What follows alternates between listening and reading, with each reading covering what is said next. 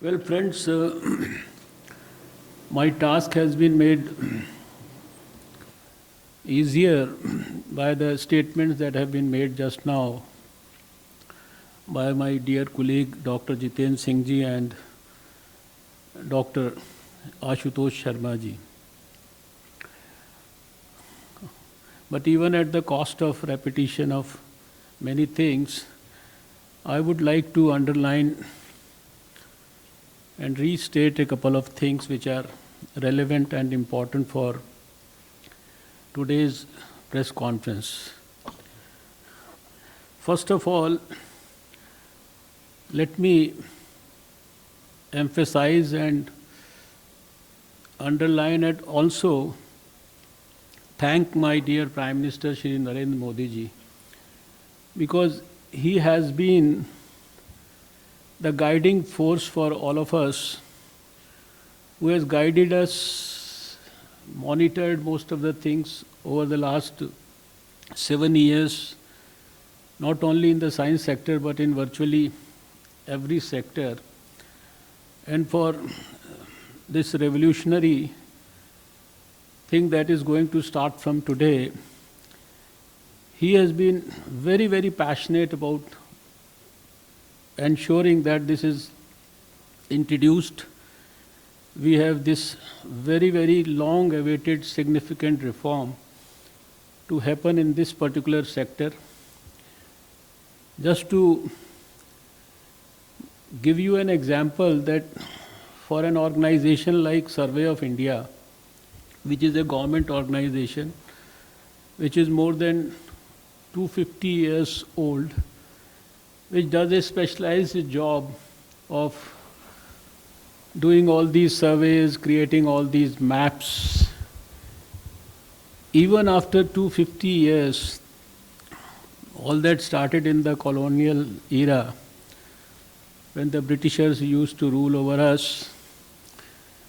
Survey of India, a government organization, also for doing their own activity, had to take permissions, approvals, and there were regulations for them also, and they had to go to the Defense Ministry, they had to go to the Home Ministry, they had to go to the IB, they had to go to the Civil Aviation Ministry for taking approvals for their own work. That was in fact the government work, and it in fact took almost sometimes many months, ranging from 3 months to 6 months to many times more than that.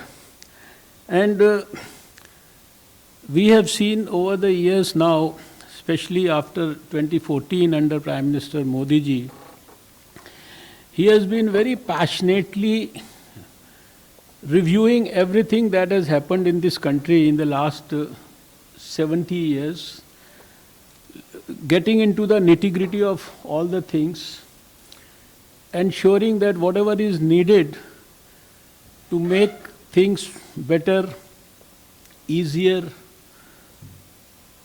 for the people of India, to alleviate their long-standing sufferings, to ensure that with the introduction of reforms in all sector and giving away or getting rid of old laws or regulations or things which have now become irrelevant or redundant, Prime Minister Modi has ensured that there is a radical change in every sector.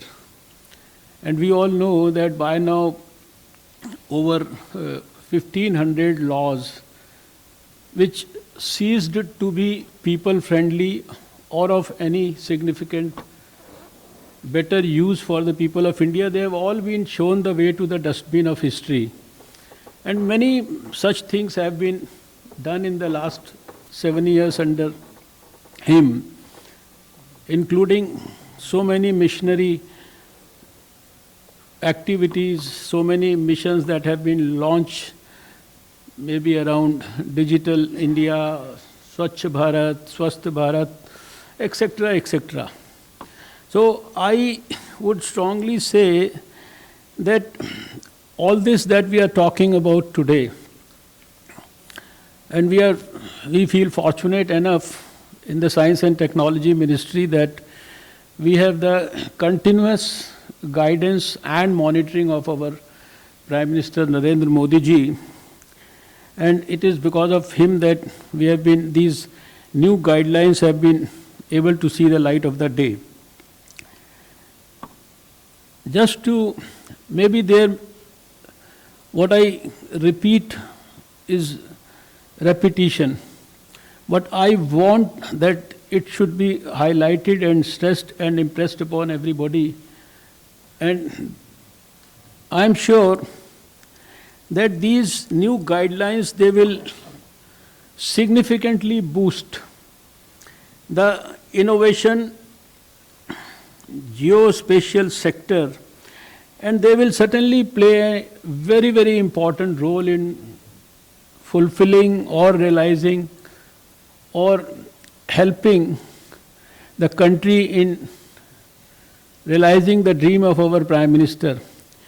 He has dreamt about a new India by 2022. He has asked everyone to work sincerely, dedicatedly and honestly for an Atmanirbhar Bharat, and he wants India to grow into a $5 trillion economy. And I can say with a lot of conviction, and with whatever experience I have in the Science and Technology Ministry, and with what is going to happen with the easing out of all these regulations and the deregulation activity, which has already happened in most of the countries of the whole world. In fact, I would say India is a little late in doing that. It's already a global phenomenon that has already happened. So these new guidelines, they are going to liberalize map making and democratize geospatial data sets, which is the crucial requirement for the geospatial industry. And that's, I think, the most important thing. At present, without these guidelines in place, several 100 billion positive sectors like farming, mining, urban construction, transportation and delivery, location, services for e-commerce, communication like 5G, etc., they are all suffering because of the non-availability of high-quality maps, which are critical for these key sectors of the economy. Since government is committed to removing all the legacy bottlenecks towards achieving this $5 trillion economy and the Atmanirbhar Bharat, we decided to bring in high-resolution maps that will remove all the previous problems. Friends, location and tags added to the data shall make it geospatial, and its value will increase manifold. Availability of data and modern mapping technologies to Indian companies shall also be crucial for achieving a manifold jump in our economic growth. Existing guidelines for acquisition and dissemination of geospatial data generated in the country, they had become quite redundant by now. And we have now chosen to replace them once for all. The new guidelines will also institutionalize the ease of access to geospatial data produced using public funds as envisioned by our Honorable Prime Minister. Under visionary leadership of Shri Narendra Modi ji, it is time to move away from approvals to self-certification, which has been highlighted by both my colleagues in their statements just now, for acquisition and production of geospatial data and the associated services like maps. New guidelines shall also stimulate and empower our domestic industry and surveying agencies.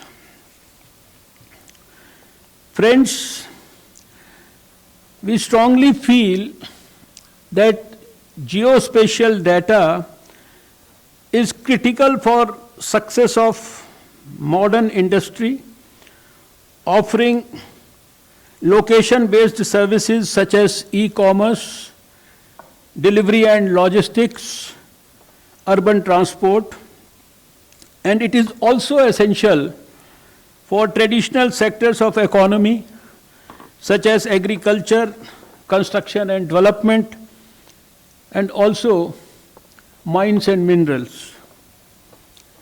Surveying and mapping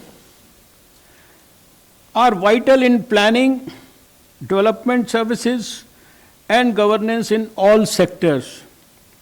These new guidelines shall significantly benefit diverse sectors of the economy and enhance preparedness of the country for the emergency responses also. Right now, the Survey of India and other agencies producing or owning maps and geospatial data will simplify procedures and use modern techniques. Efforts shall be encouraged by the government to build maps by allocating public funds towards these efforts, and resultant geospatial data can be processed, applications built, and related solutions developed. Stakeholders benefit through the issuance of these new geospatial guidelines will include practically every segment of society, from industry to academia to government departments. As has been highlighted by Ashutosh ji and also Dr. Jiten Singh ji, the whole sector will now open up in a big way, and 1 lakh crore worth of geospatial data value may be acquired and used by 2030. And it's going to be a big transformative process for the whole country. And we know about the Google Maps, but if we have to make our own services available, we have to liberalize, we have to start collecting, using and sharing data, and all this is going to happen in a big way from now onwards. So friends, this is a very, very historic day for all of us, for all the people in this country, whether in the public sector or in the private sector, who have also dreamt to contribute to fulfilling the dream of our Prime Minister for a modern India, for a new India, for a Atmanirbhar India, and for an India where we are able to alleviate the sufferings of the people of this country, which they continue to have even after 70 years. And we are able to aid and strengthen the process of development in this country in all sectors of the economy. by using and liberalizing the scientific principles. It is truly science for the people of India. And it has been our dream to make science a huge public movement, make it easily available and accessible for every citizen of this country, for every NGO of this country, for every industry people, for every academic person, for every university. And this is now going to happen.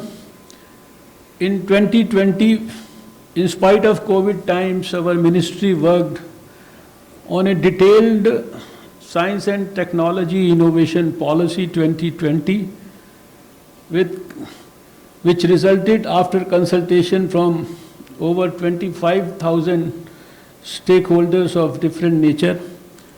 And this is all about ensuring that we are able to use science under the guidance of our Prime Minister Narendra Modi ji to deliver for 1.35 billion people a new India where we can bring back smile on everybody's face, where we can ensure that good quality health, education and nutritional facilities are available for every child in this country, even in the remotest part of the country.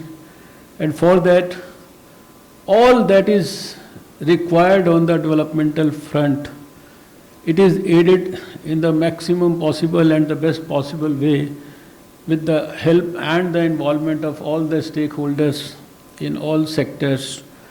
So this is all about this new policy, these new guidelines.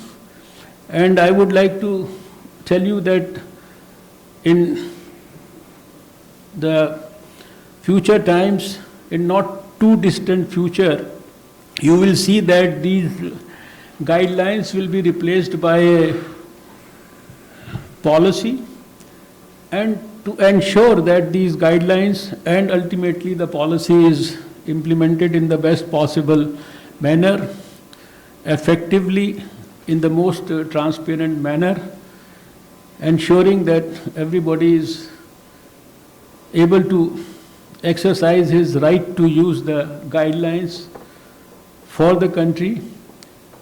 We will have a inter-departmental committee which will have representatives not only from science and technology but also from ministries like Defense, Home and Civil Aviation, and also all the surveys like you know about the Survey of India, but there have been other surveys, archaeological and the Forest Survey of India and others, the geological surveys. They will all find their place in the committee, which will ensure that we implement these guidelines in true spirit with utmost dedication and sincerity.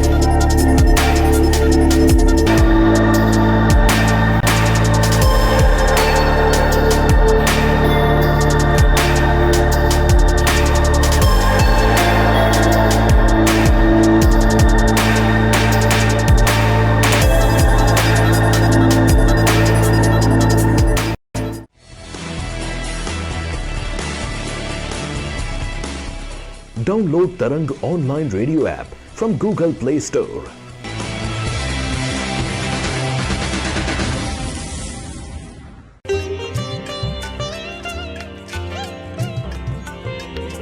You are listening to Tarang Devotional Online Radio.